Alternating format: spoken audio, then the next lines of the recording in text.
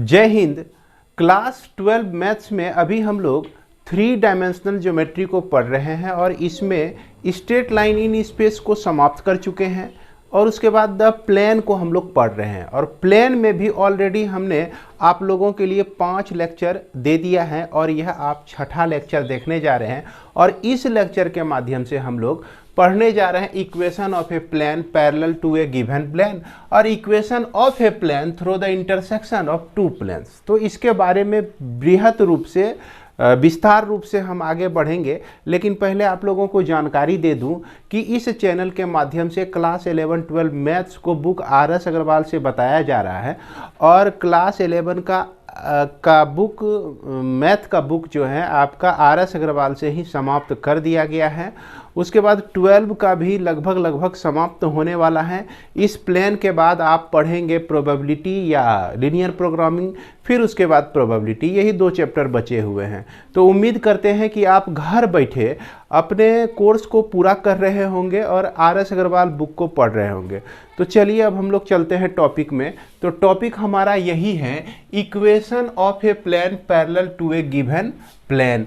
एक प्लेन का इक्वेशन निकालना है और वह प्लेन जो है किसी दूसरे प्लेन के पैरेलल है। तो इस तरह का कुछ सुना हुआ चीज़ जो है आपको लग रहा होगा, आपने इसको पढ़ा है क्लास 11 में भी, यहाँ तक कि क्लास 10 में भी इसको पढ़ा है। वहाँ आपका प्लेन नहीं था, वहाँ पे लाइन था। अगर 2 लाइन आपका पैरेलल होते हैं तो उसमें दोनों लाइन का जो है x का कोफिशिएंट और y का कोफिशिएंट दोनों सेम होता है और सिर्फ कांस्टेंट टर्म आपका अलग होता है। ये आपने क्लास 11 में भी पढ़ा और 10 में आपने किस तरह से पढ़ा आप याद कीजिए। आप पढ़ते थे ना सिस्टम ऑफ लीनियर इक्वेशन, और सिस्टम ऑफ लीनियर इक्वेशन में अगर a1 by a2 not equal to b1 by b2, अब ये चीज़ तो आपको याद आ रहा होगा, आपने पढ़ा था इसको। सिस्टम ऑफ लीनियर इक्वेशन निकाल के देखिए, उसमें इस तरह से पढ़ते होंगे और इसमें कहते थे कि यह यूनिक सॉल्यूशन होता है, यूनिक सॉल्यूशन होता है। और उसके बाद अगर a1 by a2 equal to b1 by b2 इस तरह से आ जाता था, यानी कि x का कोफिशिएंट को डिवाइड कर दिए, दोनों ही लीनियर इक्वेशन के y के कोफिशिएंट को डिवाइड कर दिए तो दोनों बराबर हो जाता था। तो उसी तरह से यहाँ भी क्या होता है कि जो भी आपका x का गुणक y का कोफिशिएंट और z का कोफिशिएंट को हम लोग गुणक कहते हैं, वो हमारा बराबर होगा और उसके बाद सिर्फ कांस्टेंट में अंतर हो जाएगा। अगर यह 2x plus 3y plus 8 equal to 0 एक लाइन का इक्वेशन है तो 2x प्लस 3y प्लस 7 जो है लाइन का इक्वेशन होगा जो कि दोनों पैरेलल होगा। उसके बाद 2x प्लस 3y माइनस 8 दे दिए तो यह भी एक लाइन का इक्वेशन होगा, ये तीनों आपका पैरेलल होगा। सेम उसी तरह से आपका यहाँ प्लेन में भी है। प्लेन का इक्वेशन आप जान रहे हैं कि any plane parallel to a plane r vector dot n vector equal to d1 is given by r vector और ये n vector dot n vector equal to d2 where the constant d2 is determined by a given condition. देखिए ये आपका एक plane का equation दिया गया था इक्वल टू d1, इसमें सब कुछ जो है पता है। अब इसके पैरेलल हमको दूसरा इक्वेशन लिखना है तो ये r vector dot n vector equal to d2 लिख दीजिए, सिर्फ कांस्टेंट को चेंज कर दीजिए तो ये आपको पैरेलल प्लेन आपका मिल जाएगा। तो उम्मीद करते हैं कि इतना एविडेंस देने के बाद आपको आप समझदारी में दिक्कतदारी नहीं हो रही होगी। तो इसके बाद हम लोग आगे बढ़ते हैं और ये देखते हैं कि equation of a plane through the intersection of 2 plane. 2 plane से होकर कोई एक तीसरा प्लेन गुजर रही है तो उसके इक्वेशन को हम लोग कैसे निकालेंगे। सिंपल है, उसके इक्वेशन को निकालने के लिए सबसे पहले हम लोग ये चीज़ को पढ़ लेते हैं। The equation of a plane through the intersection of 2 plane are n one vector r vector dot n one vector equal to q one, r vector dot n two vector equal to q two, दो plane आपका दिया गया है और इस दोनों plane से होकर कोई तीसरा प्लेन गुजर रही है, तो उसका इक्वेशन कैसे निकालेंगे। तो यहाँ पे देखिए सिंपल सी बात है, ये मान लिया जाए आपका दो प्लेन है ना, और ये दोनों प्लेन जो हैं एक दूसरे को कट कर रही हैं। इसके बाद एक तीसरा प्लेन हम लोग ड्रॉ करते हैं, एक तीसरा प्लेन लेते हैं, एक तीसरा प्लेन आपका ये आपका हो गया r1 dot n1 equal to d1, ये प्लेन हो गया। और ये प्लेन जो हो गया r dot n2 vector equal to d2। अब इस दोनों से होकर एक जो तीसरा प्लेन जा रहा है, कुछ कुछ फिगर को हमने क्लियर करने की कोशिश किया है, इसी प्लेन के से होकर जो कट करते हुए जो जा रही है, इसका इक्वेशन लिखना है तो हम इसके इक्वेशन को इस तरह से लिख सकते हैं। कैसे लिख सकते हैं? इस तरह से। क्या हमने किया है कि आर वेक्टर तो वेरिएबल पॉइंट है, ये आपका ये कॉमन में आ गया, n1 plus lambda n2 multiply कर दिए और उसके बाद q1 और फिर उसके बाद q2 को भी लेमडा से मल्टीप्लाई कर दिए। इस तरह का प्रॉब्लम जो है आप 11 में बनाए हुए हैं। अगर 11 क्लास को आप बढ़िया से पढ़े हुए हैं तो आपको 12 में दिक्कत नहीं होगी। बार बार मैं यही बात को बोलता हूँ कि किसी भी प्रॉब्लम को नहीं छोड़ना है। क्लास 11 में बहुत बच्चे क्या करते हैं, आधा पढ़ा, टीचर भी कहते हैं कि अरे आधा पढ़ लिया, छोड़ दो इसको। क्लास 12 तो मेन ज़रूरी चीज़ है, और क्लास 12 को आप तभी बढ़िया से समझ सकते हैं, बहुत आसानी से समझ सकते हैं, जबकि क्लास 11 आप ठीक तरह से पढ़े रहिएगा। तो इसलिए अगर आप क्लास 11 में ही हैं अभी, तो इस चीज़ से जागरूक हो जाइए और पढ़ाई पर ध्यान दीजिए। तो अब इसी चीज़ को हम लोग, इसमें होता क्या है, इसमें होता क्या है कि ये जो r वेक्टर है डॉट n1 वेक्टर है, अब माइनस q1 इसको लिख सकते हैं हम लोग, q1 लिख सकते हैं। अब फिर इसको जो है हम लोग क्या करते हैं, लेमडा से मल्टीप्लाई कर देते हैं, तो r vector n2 vector minus q2 equal to 0। अब इसी को जब आप अरेंज करके लिखेंगे ना तो ये आ जाएगा। इसमें सिंपल है, r वेक्टर जो है कॉमन आ जाएगा और इसके बाद यहाँ पर n1 वेक्टर हो जाएगा और यहाँ से lambda into n2 vector, lambda into n2 vector हो जाएगा। इसको आप चाहें तो बंद कर दीजिए। उसके बाद माइनस ये q1 रहा और यहाँ पर minus lambda q2 equal to 0। अब इसी चीज़ को राइट साइड में लेके चले गए तो ये प्लस हो जाएगा, जो कि हमको यही चीज़ मिल जाएगा। क्लियर है? अगर अभी भी दिक्कत हो रही है तो कोई बात नहीं है, इससे रिलेटेड हम लोग प्रॉब्लम बनाएंगे तो और भी समझेंगे। अब इसके बाद जो है, ये तो अभी वेक्टर फॉर्म की बात कर रहे थे हम लोग। किसकी बात कर रहे थे? सिर्फ वेक्टर फॉर्म की बात कर रहे थे। अब यही चीज़ अगर कार्टेशियन फॉर्म में हो तो उसको बनाना बड़ी आसान है। कार्टेशियन फॉर्म में देखिए, कोई भी प्लेन का जो इक्वेशन होता है वो हमारा इस तरह से होता है, ax plus b y plus c z plus d equal to 0 होता है। अब एक प्लेन लिखना है हमको जो कि इसके पैरेलल हो, तो सी जेड तक तो सेम ही लिखेंगे, अब सिर्फ d1 डाल देंगे तो ये हो गया equation of a plane parallel to this. यानी कि ये अगर L1 प्लेन को P1 प्लेन को रिप्रेजेंट कर रहा है, ये P2 प्लेन को रिप्रेजेंट कर रहा है, तो P1 प्लेन जो है पैरेलल टू P2 हो जाएगा। सिर्फ कांस्टेंट बदल जाता है। एक ओरिजिनल एग्जांपल लेते हैं, 2x plus y plus z minus 8 equal to 0 है, तो इसका एक प्लेन हमको लेना है जो कि इसके पैरेलल हो, तो 2x plus y plus z plus 8 लिख देंगे तो ये इसके पैरेलल हो जाएगा। नए मन तो प्लस 7 लिख देंगे। कोई भी कांस्टेंट अगर हम डाल देते हैं तो ये दोनों प्लेन जो है आपका क्या हो जाता है, पैरेलल हो जाता है। अब इसको समझिए कि अगर मान लीजिए a1x plus b1y plus c1 z plus d1 equal to 0 एक प्लेन का इक्वेशन दिया गया है, a2x plus b2y plus c2z plus D2 equal to 0, ये दूसरा प्लेन का इक्वेशन दिया गया है।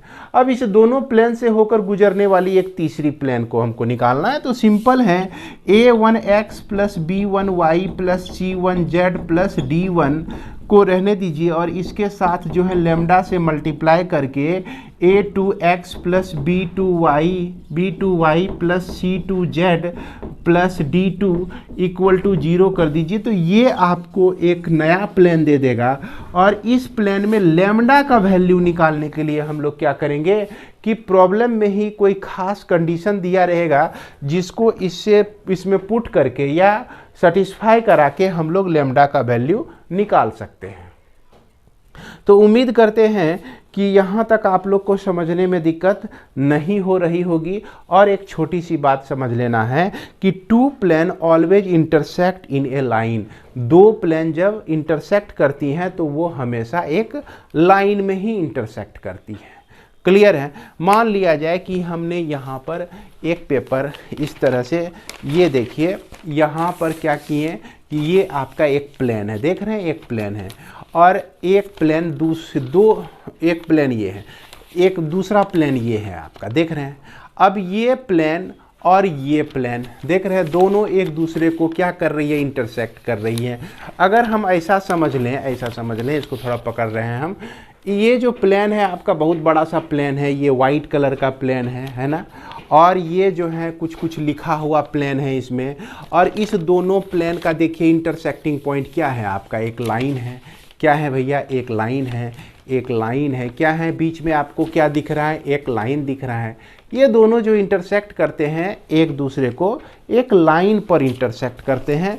इसको थोड़ा गहराई से सोचिएगा तो समझ में आ जाएगा। वैसे छोटी मोटी बात तो समझ ही गए होंगे, हमें लगता है कि इसमें आपको दिक्कत नहीं हो रही होगी। इसके बाद हमारा आता है एक्सरसाइज। तो ये एक्सरसाइज आपका 3C द प्लान को निकालिए और जो तीसरा एक्सरसाइज है उस एक्सरसाइज को आप इसमें देखिए। तो इस एक्सरसाइज में आप देख सकते हैं कि इसमें टोटल 13 प्रॉब्लम दिए गए हैं और इस 13 प्रॉब्लम में हम लोग कुछ ही प्रॉब्लम को छोड़ेंगे, बाद बाकी सारे प्रॉब्लम का सॉल्यूशन हम इसी वीडियो के माध्यम से करने जा रहे हैं। इसमें क्वेश्चन नंबर 1, 2 जो है आपका बहुत आसान सा प्रॉब्लम है, लेकिन इसको हम बनाएंगे। 3 और 4 जो देख रहे हैं यह दोनों एक ही तरह का प्रॉब्लम है, इसलिए इसमें 3 को सॉल्व करेंगे। उसके बाद 5, 6 जो है यह दोनों एक ही तरह का प्रॉब्लम है, इसमें 5 को सॉल्व करेंगे। उसके बाद 7 को और 8 को और उसके बाद 11, 12, 13 तो इतने प्रॉब्लम को सॉल्व करेंगे। इसमें 9 और 10 को मैं छोड़ रहा हूँ, जो कि आपका अगर 11 नंबर का प्रॉब्लम इसमें बना लेते हैं तो 9 और 10 को भी बनाने में आपको दिक्कत नहीं होगी। तो आइए हम लोग आगे बढ़ते हैं और बारी बारी से प्रॉब्लम को सॉल्व करते हैं। तो इसमें आपका पहला नंबर प्रॉब्लम देखिए क्या कहता है कि find the vector equation of a plane passing through the point 1, 1, 1 है ना, बुक आप देख सकते हैं, and parallel to the plane r vector dot 2i minus j vector plus 2k unit vector equal to 5। ये दिया गया है जैसा कि बोर्ड पर आप देख रहे हैं। और दूसरा नंबर प्रॉब्लम जो है इसमें आपका कार्टेशियन फॉर्म में दिया गया है और यह इस प्लेन के पैरेलल एक दूसरा प्लेन निकालना है जो कि आपका इस पॉइंट से होकर गुजरती हैं। दोनों बहुत ही आसान है, सिर्फ कांस्टेंट का अंतर होता है। द रिक्वायर्ड प्लेन, जो भी प्लेन हमको ज़रूरत है उसको हम क्या इज गिवन बाय, कैसे हम लोग दे सकते हैं, given by r vector dot 2i unit vector minus j unit vector plus 2k vector equal to, इसको कोई भी कांस्टेंट के मान सकते हैं। और यहाँ पर हम आर को हमेशा यह समझेंगे xi unit vector, yj unit vector, zk unit vector. जब हमको ज़रूरत पड़ेगा आर को खोल देंगे इस तरह से, और उसके बाद 2i unit vector minus j unit vector plus 2k unit vector equal to k हो जाएगा। और ये इक्वेशन हमारा रिक्वायर्ड इक्वेशन है। अब इसमें जो है यह जो है इट पासेस थ्रू 1, 1, 1 1 1 और 1 से होकर यह गुजरती हैं। तो 1 1 1 इसको सेटिस्फाई करेगा। तो ये 1 यहाँ x के जगह पे रख दिए तो सिर्फ i मिल गया, y के जगह पे 1 रख दिए तो सिर्फ j मिल गया, z के जगह पे 1 रख दिए तो सिर्फ k मिल गया, का dot product 2i unit vector minus j unit vector plus 2k unit vector equal to k, है ना। इसको कैपिटल के ले लेते हैं, चूंकि स्मॉल के हम लोग ऑलरेडी यूज कर रहे हैं। थोड़ा सा कन्फ्यूजन दूर करने के लिए आप लेमडा भी रख सकते हैं, क्योंकि स्मॉल के इसमें था ही, याद रखिएगा। चलिए कैपिटल के मान लेते हैं। अब देखिए डॉट प्रोडक्ट है, भैया dot product of two vector को निकालने के लिए हम क्या करते हैं कि इसका जो आई कंपोनेंट है, मतलब एक्स कंपोनेंट है, दोनों के एक्स कंपोनेंट को मल्टीप्लाई कर दिए। अब फिर इसका भी एक्स कंपोनेंट वाई कंपोनेंट को मल्टीप्लाई कर दिए। फिर यहाँ भी हमने क्या किया, जेड कंपोनेंट को मल्टीप्लाई कर दिया। तो इस तरह से 2 हो गया, यहाँ पर -1 हो गया, ये +2 हो गया इक्वल टू k। तो इस तरह से k का जो वैल्यू हो गया ये आपका निकल गया 3। अब इस 3 को जो है यहाँ पर रख दीजिए, यही रिक्वायर्ड इक्वेशन हो जाएगा आपका r vector dot 2i unit vector minus j unit vector plus 2k unit vector equal to 3 हो जाएगा। ठीक उसी तरह से -2x plus y minus 3z equal to d मान लेते हैं, कांस्टेंट मान लेते हैं। अब क्या है कि यह जो प्लेन है, दिस प्लेन पासेस थ्रू, है ना, बुक में लिखा गया है कि जो नया प्लेन आपको मिलता है वो आपका इस पॉइंट से होकर गुजरती है। पासेस थ्रू 1 4 और -2, 1 रख दीजिए इंटू 1, अब प्लस y के जगह पे 4 रख दीजिए, 3z के जगह पर -2 रख दीजिए इक्वल टू d कर दीजिए, -2 + 4 + 6 इक्वल टू d, और d का वैल्यू आपका निकल जाएगा 8 निकल जाएगा। अब यहाँ पर रख दीजिए -2x + y -3z equal to 8। अब इसको जैसे लिखना है लिख दीजिए, है कि नहीं। अगर आप चाहें तो इसको लेफ्ट साइड में लेते आते हैं तो यह 2x हो जाएगा, -y हो जाएगा, +3z हो जाएगा, +8 हो जाएगा इक्वल टू 0 हो जाएगा, जो कि इसको -8 को लेफ्ट साइड में लाएं और उसके बाद माइनस से इस पूरे को मल्टीप्लाई कर दिए। भैया ये छोटा मोटा कॉन्सेप्ट आपको समझ में आना चाहिए। वैसे हम बोल दिए हैं, थोड़ा सा रुक के सोचेंगे तो आपको समझ में आ जाएगा कि यहाँ पर किस तरह से किए हैं सर। इसके बाद हमारा क्वेश्चन नंबर 3 देख सकते हैं। इसमें कहा गया है कि find the equation of the plane through the line of intersection of the planes. तो ये दो प्लेन का इक्वेशन आपका हमने बोर्ड पर लिखा हुआ है, ये दिया गया है। And passing through the point 1 1 1 और पासिंग थ्रू द पॉइंट 1 1 1। तो ये प्लेन जो है 1 1 1 पॉइंट से गुजर रही है। इसी तरह से क्वेश्चन नंबर 4 में भी है, उसमें पासिंग थ्रू द ओरिजिन लिखा गया है। ओरिजिन कहने का मतलब ओरिजिन का कोऑर्डिनेट 0 0 होता है, इसलिए अगर 3 नंबर को समझ जाते हैं तो 4 नंबर निश्चित रूप से आपसे बन जाएगा। यह हमें पूरा भरोसा है और समझदारी में दिक्कतदारी नहीं होगी। तो आइए हम लोग 3 नंबर को समझ लेते हैं। तो यहाँ पर एक प्लेन जो कि इंटरसेक्टिंग लाइन ऑफ 2 प्लेन से होकर गुजरती है, उसके इक्वेशन को हम लोग कैसे दे सकते हैं, लिख सकते हैं the equation of the plane, equation of the plane, है ना, through the line of intersection of 2 given plane. तो ये 2 गिवन प्लेन आपका यही हो गया पहला, यही हो गया आपका दूसरा। तो इसको हम लिख सकते हैं x + y + z। 6 को लेफ्ट साइड लेते आइए, -6, अब प्लस लेमडा एक कांस्टेंट हमको डाल देना है।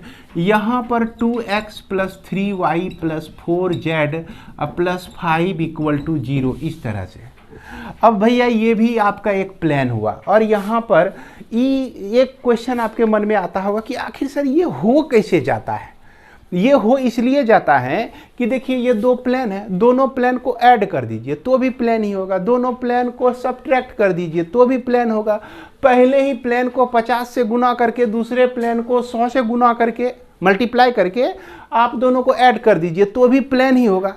तो हमेशा तो प्लेन ही होता है ना, आप कुछ भी कर दीजिए। लेकिन इस प्लेन की विशेषता तभी तय होगी जब लेम्डा का मान निकालेंगे। लेम्डा का मान कैसे निकलेगा? लेम्डा का मान निकालने में ये 1 1 मदद करेगा, क्योंकि ये 1 1 एक ऐसा पॉइंट है जो कि इस प्लेन पर एग्जिस्ट करता है।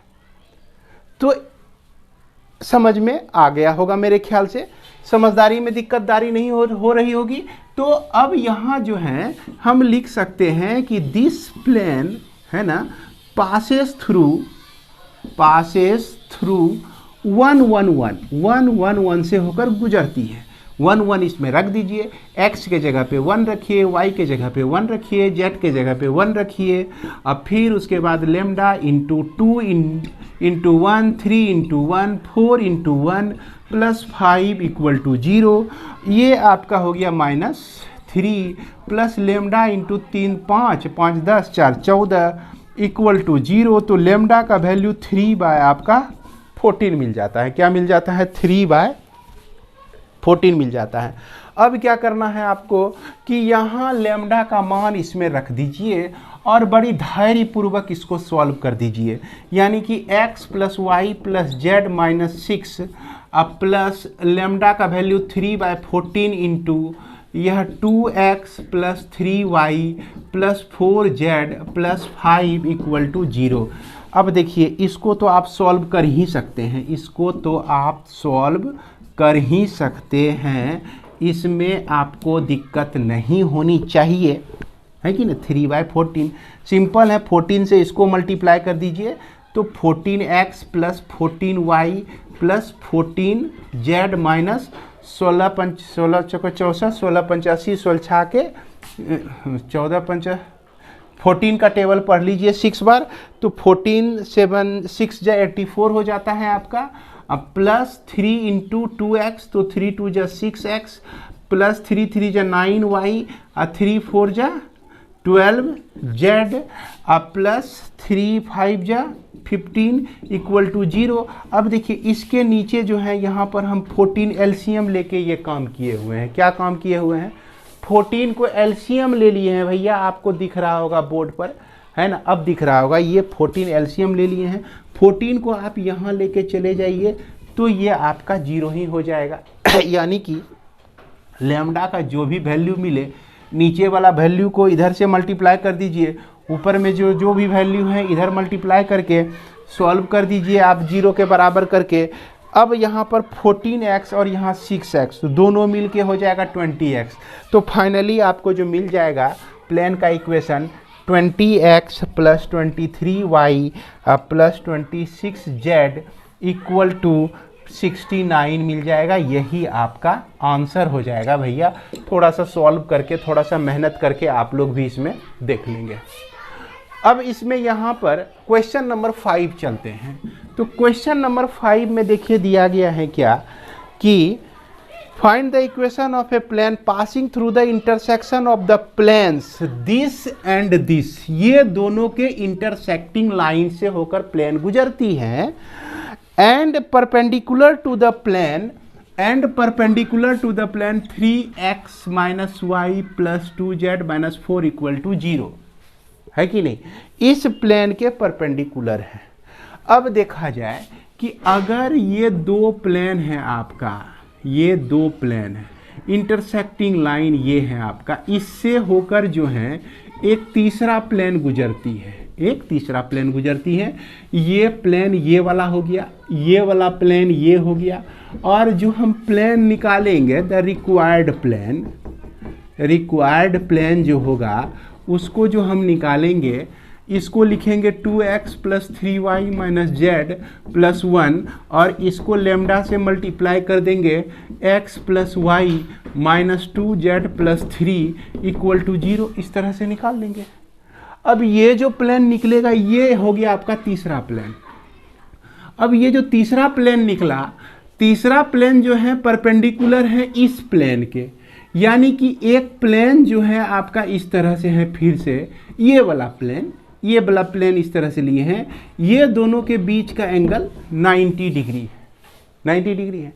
तो स्वाभाविक है भैया कि इस प्लेन पर पे जो नॉर्मल होगा और इस प्लेन पर जो नॉर्मल होगा, दोनों एक दूसरे पर भी 90 डिग्री का एंगल बनाएगा। 90 डिग्री का एंगल अगर दो वेक्टर बनाता हो तो दोनों का जो है करस्पॉन्डिंग प्रोडक्ट, या नहीं तो कहिए दोनों वेक्टर का डॉट प्रोडक्ट जो है वो क्या हो जाएगा, 0 हो जाएगा। तो इससे हमको निकाल लेना है नॉर्मल का डायरेक्शन कोसाइन। क्या निकालना है, सॉरी, नॉर्मल का डायरेक्शन रेशियो निकाल लेना है। तो कैसे निकालते हैं कि x का जो भी कोफिशिएंट है उसको एक जगह, इधर से x का कोफिशिएंट लेमडा मिलता है, x ले लिए कॉमन, यहाँ जो है x का कोफिशिएंट 3 है, यहाँ माफ करेंगे y का कोफिशिएंट 3 है, यहाँ y का कोफिशिएंट लेमडा है, तो y कॉमन ले लिए। अब फिर प्लस लिखकर -1 कीजिए, z का कोफिशिएंट -1 है, यहाँ z का कोफिशिएंट -2 लेमडा है, चूँकि यहाँ लेमडा है तो -2 से लेमडा को भी मल्टीप्लाई होगा। अब फिर यहाँ पर +1 हो गया, अब फिर यहाँ पर 3 लेमडा इक्वल टू 0। तो ये आपका डायरेक्शन रेशियोज ऑफ नॉर्मल है टू दिस प्लेन, इस प्लेन पर जो नॉर्मल होगा उसका डायरेक्शन रेशियो जो है आपका, डायरेक्शन रेशियो क्या हो जाएगा, 2 + लेमडा 3 + लेमडा -1 - 2 लेमडा हो जाएगा। अब हम लोग ये समझते हैं कि यह जो प्लेन दिया गया है आपका और यह जो प्लेन आपको मिला, दोनों एक दूसरे पर क्या है, परपेंडिकुलर हैं। इसका जो है नॉर्मल का डायरेक्शन रेशियो हमने निकाल लिया है, तो इसका भी नॉर्मल का डायरेक्शन रेशियो निकाल लीजिए। तो हम लिखेंगे direction ratios of normal to the plane. कौन सा प्लेन भैया, यही plane 3x - y - 2z - 4 = 0। r क्या हो जाएगा, 3 - 1 और ये आपका -2 हो जाएगा। अब इस दोनों का जो नॉर्मल का करस्पॉन्डिंग प्रोडक्ट जो होगा आपका कितने के बराबर हो जाएगा, 0 के बराबर, क्योंकि यह भी वेक्टर का कंपोनेंट्स को रिप्रेजेंट कर रहा है, यह भी वेक्टर के कंपोनेंट को रिप्रेजेंट कर रहा है। अब दोनों वेक्टर एक दूसरे के नॉर्मल हैं, परपेंडिकुलर हैं, तो उसका डॉट प्रोडक्ट क्या हो जाएगा, 0 के बराबर। तो इसलिए हम लोग क्या करते हैं यहाँ अगले स्टेप में कि यह आपका 2 + लेमडा × 3 करेंगे। अब फिर उसके बाद 3 + लेमडा को मल्टीप्लाई कर देंगे -1 से, और उसके बाद -2 से मल्टीप्लाई कर देंगे आपका -1 - 2 लेमडा = 0 से। तो ये आपका हो जाएगा 6 + 3 लेमडा -3 - लेमडा, यहाँ माइनस प्लस हो जाएगा 2 + 4 लेमडा = 0।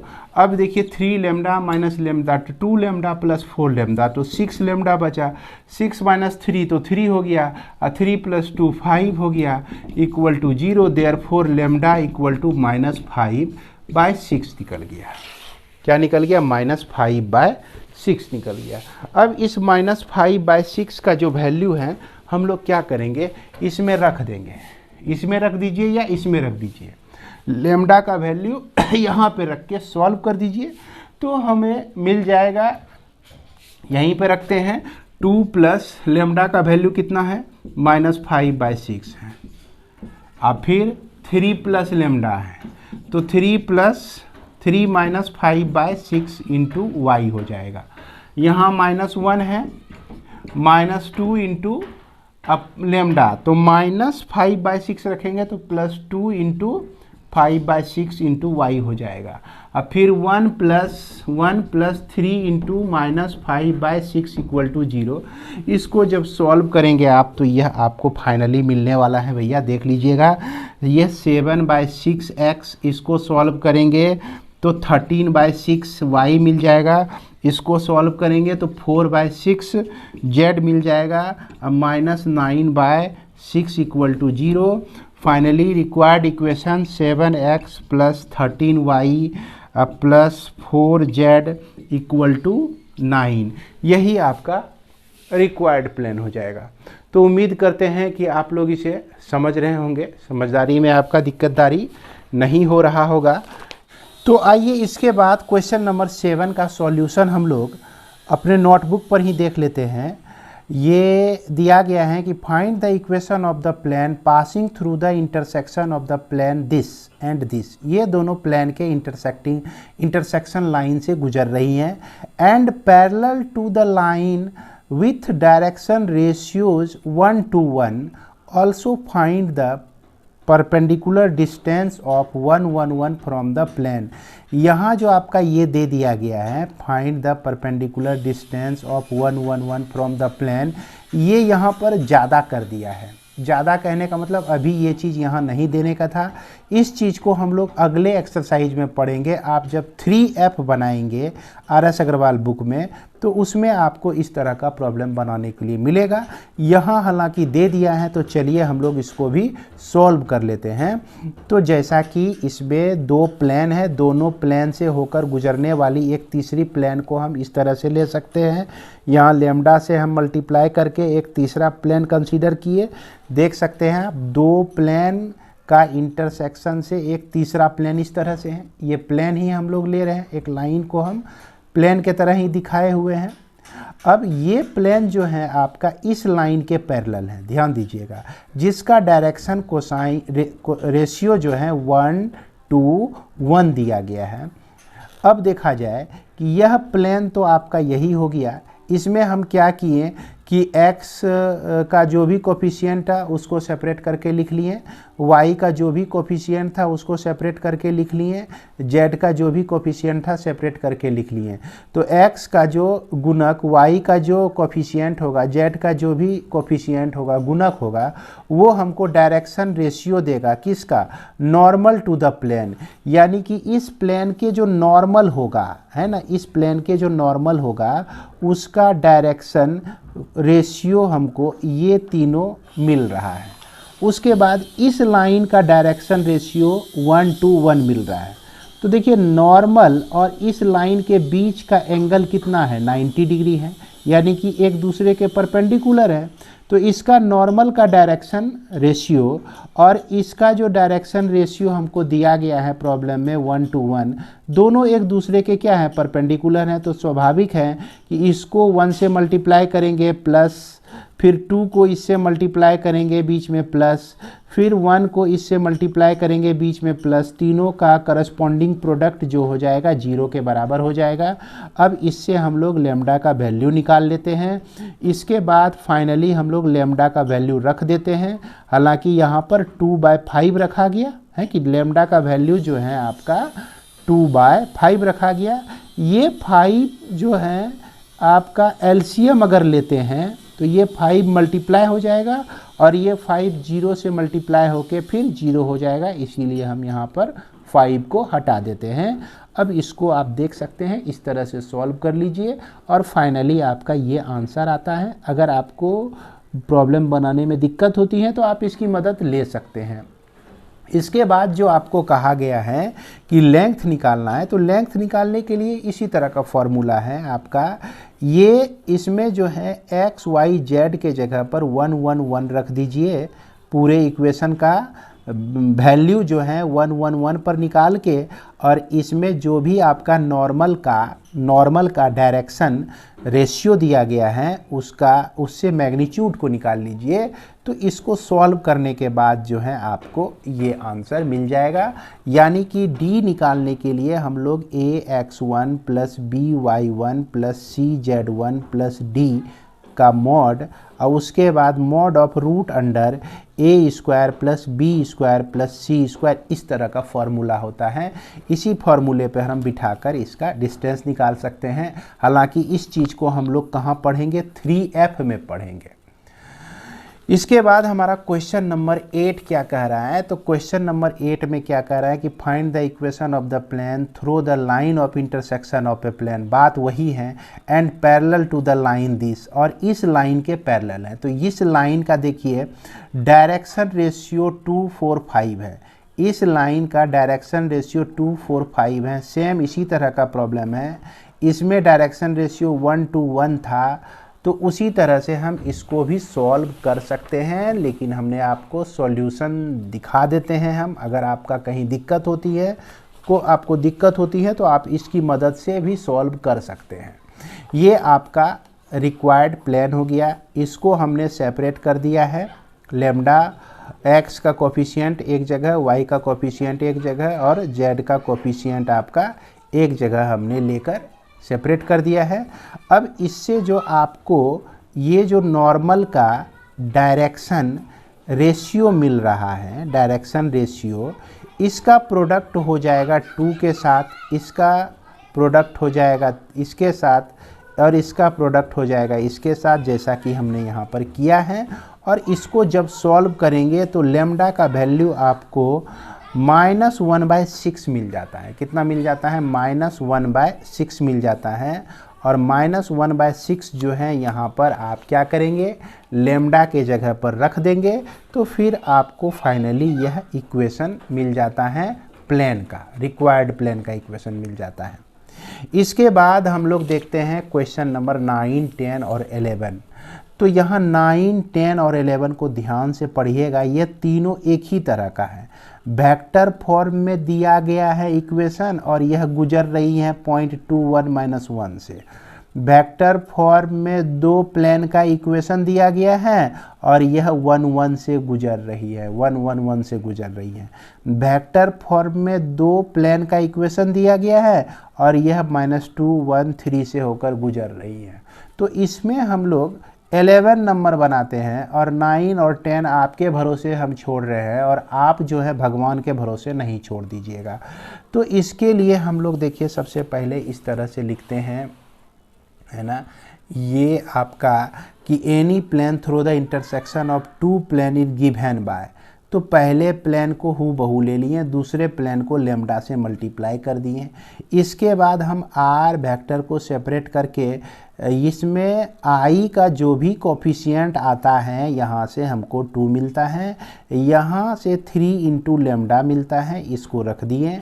यहाँ जे का कोफिशिएंट, जे यूनिट वेक्टर का कोफिशिएंट -7 और यहाँ जे का कोफिशिएंट -5 × लेमडा, इस तरह से हम लोग रख दिए। अब यह जो है -2, 1 और 3 से होकर गुजरती है, तो -2, 1, 3 जो है इस प्लेन के इक्वेशन को क्या करेगा, सेटिस्फाई करेगा। तो इसको हम लोग ऐसे समझ सकते हैं कि r का जो वैल्यू है यह आपका -2i यूनिट वेक्टर, अब देखिए डायरेक्शन रेशियो दिया हुआ है या पॉइंट दिया गया है तो उसको पोजीशन वेक्टर में कन्वर्ट कर ही सकते हैं आप लोग, है ना। पॉइंट दिया है तो पोजीशन वेक्टर में कन्वर्ट कर दिए। अब ये पोजीशन वेक्टर इस लाइन के इक्वेशन को सेटिस्फाई करेगा, तो r के जगह पे हम यहाँ पे ये रख दिए। अब इसका और इसका डॉट प्रोडक्ट हो गया, ध्यान दीजिएगा, इसका और इसका डॉट प्रोडक्ट हो जाता है, यानी -2 को मल्टीप्लाई कर देंगे 2 + 3 लेमडा से, फिर 1 को यहाँ मल्टीप्लाई कर देंगे -7 - 5 लेमडा से, और 3 को हम मल्टीप्लाई कर देंगे 4 + 4 लेमडा से। देख रहे हैं, और ये वैल्यू तो वही रह जाएगा। इससे हम लोग लेमडा का वैल्यू निकाल लेंगे। और जब लेमडा का वैल्यू आप निकालिएगा तो लेमडा का वैल्यू आपको मिलने वाला है, देख सकते हैं कितना मिल रहा है, कि यह आपका 1/6 मिल रहा है। अब 1/6 जो है आप क्या करें कि यहाँ पर रख दीजिए, लेमडा के जगह पर आप 1/6 को रख दीजिए और उसके बाद सॉल्व कर दीजिए, तो निश्चित रूप से आप आंसर तक पहुँच जाएंगे। उम्मीद करते हैं कि इसे आप सॉल्व कर लेंगे, है ना। इसके बाद आप क्वेश्चन नंबर 12 देख सकते हैं, find the Cartesian and vector equation of the planes this and this which are at unit distance from the origin. तो यहाँ थोड़ा सा शॉर्टेज आपको लग रहा होगा, यहाँ पर आपको मांगा जा रहा है कि इस दोनों वेक्टर प्लेन के इक्वेशन का जो इंटरसेक्टिंग पॉइंट है उससे होकर गुजरने वाली कोई प्लेन, तो कोई ज़रूरी नहीं है कि इंटरसेक्टिंग पॉइंट कहा जाए। यहाँ पर इस दोनों प्लेन को मिलाकर जो है से होकर एक तीसरा प्लेन जाता है, जो तीसरा प्लेन आपका यूनिट डिस्टेंस पे है ओरिजिन से। तो इसको हम लोग किस तरह से बनाएंगे, तो सिंपल है, लेमडा को तो हम लोग यूज करेंगे ही। पहला प्लेन का इक्वेशन लिए, दूसरा प्लेन का इक्वेशन लिए और लेमडा से मल्टीप्लाई करके फिर उसी तरह से जैसे पिछले प्रॉब्लम में सेपरेट किए थे, आई यूनिट वेक्टर का कोफिशिएंट, जे यूनिट वेक्टर का कोफिशिएंट, 4k यूनिट वेक्टर का कोफिशिएंट। और इसके बाद हमने आपको बताया था डिस्टेंस फार्मूला, जिसको हमने यूज किया था पिछले क्वेश्चन में, है ना। पिछले क्वेश्चन में हमने बताया था कि यह 3f का है। तो डिस्टेंस किसी पॉइंट का निकालने के लिए हम लोग फार्मूला यूज कर सकते हैं। यहाँ पे मैं लिख रहा हूँ ax1 + by1 + cz1 + d bye a का स्क्वायर प्लस b का स्क्वायर प्लस c का स्क्वायर रूट अंडर इसका भी मॉड, इसका भी मॉड, है ना। ये आपका d होता है। तो चूंकि यह ओरिजिन से गुजर रही है, 0 0 0 से गुजर रही है, तो 0 आप यहाँ पर रखेंगे तो ये सब 0 ही हो जाएगा, है कि नहीं, और आपका सिर्फ 6 बच जाएगा। और फिर इसका जो भी डायरेक्शन रेशियो है उसका स्क्वायरिंग कर दीजिए और रूट के अंदर में ले लीजिए, इक्वल टू 1 कर दीजिए। अब इसको सॉल्व करके आप जो है, ध्यान से देखिएगा, इसको सॉल्व करके आप लेमडा का वैल्यू निकाल सकते हैं। और लेमडा का वैल्यू निकालने में अगर आपको कहीं दिक्कत होती है तो आप इससे मिला के देख लीजिएगा। ये आपका सॉल्यूशन है, स्टेप वाइज स्टेप आप देख सकते हैं, जिससे लेमडा का जो वैल्यू है आपको ±1 मिलता है। एक बार लेमडा के जगह पे +1 रख देना है और एक बार लेमडा के जगह पर -1 रख देना है। किसमें, इस इक्वेशन में लेमडा के जगह पर एक बार 1 रख देना है। और इसी इक्वेशन में जब लेमडा का वैल्यू आप 1 रखते हैं तो आप देख सकते हैं कुछ इस तरह से आपका इक्वेशन मिल जाएगा। ये आपका वेक्टर फॉर्म में और ये आपका कार्टेशियन फॉर्म में। उसके बाद जब -1 रखते हैं तो ये वेक्टर फॉर्म में आपका ये इक्वेशन मिल जाता है और कार्टेशियन फॉर्म में ये इक्वेशन मिल जाता है। तो इस वीडियो को रोक के आप ध्यान से देख लीजिए। अगर आपसे खुद बन जाता है तो बहुत अच्छी बात है, और नहीं बनता है तो तभी आपको यह देखने की ज़रूरत है। इसके बाद हम लोग क्वेश्चन नंबर 13 को भी देख लेते हैं, इसके भी सॉल्यूशन को। Find the equation of the plane which contains the line of intersection of the plane this and this, है ना, and which is perpendicular to the plane. तो यहाँ इंटरसेक्टिंग लाइन से होकर गुजरती है और वह प्लेन जो है इसके परपेंडिकुलर है। हालांकि इस तरह का कार्टेशियन में आप बना चुके हैं बहुत सारा प्रॉब्लम, लेकिन फिर भी इसका सॉल्यूशन देख लीजिए। अगर आपसे नहीं बने तो आप इसका उपयोग करेंगे अंत में। तो वही बात है, लेमडा लिए, पहला इक्वेशन प्लेन का, दूसरा इक्वेशन प्लेन का, इसके साथ लेमडा से मल्टीप्लाई करके उसके बाद हम लोग आई जे के हर एक कोफिशिएंट को सेपरेट करके अलग अलग लिख लिए। अब यह जो प्लेन है परपेंडिकुलर टू इस प्लेन के परपेंडिकुलर है, तो इसका ये जो नॉर्मल का डायरेक्शन रेशियो है आपका 1 - 2 लेमडा, 2 + लेमडा, 3 - लेमडा, और इसका जो डायरेक्शन रेशियो है नॉर्मल का, है ना, दोनों एक दूसरे के परपेंडिकुलर हैं। दोनों प्लेन परपेंडिकुलर है तो दोनों का नॉर्मल का डायरेक्ट भी परपेंडिकुलर होगा, इसलिए इसके डायरेक्शन रेशियो का जो प्रोडक्ट होगा वह 0 के बराबर हो जाएगा, है ना। 0 के बराबर आप इस तरह से लिख सकते हैं और इस तरह से हमारा लेमडा का वैल्यू 7/19 निकलता है। और 7/19 आप बड़ी सावधानी से यहाँ रख के इसको सॉल्व कीजिए। ये आपको ये दे देगा vector equation of the plane. तो उम्मीद करते हैं कि मेरे प्रयास से आप कुछ न कुछ लाभान्वित होंगे। अगर थोड़ी सी भी आपको सहयोग मिलती है तो निश्चित रूप से कमेंट आप ज़रूर कीजिएगा, कुछ भी अच्छा लगता है तो आपको। इसी के साथ मैं इस वीडियो को विराम देता हूँ। मिलते हैं हम लोग नेक्स्ट वीडियो में। जय हिंद, जय भारत।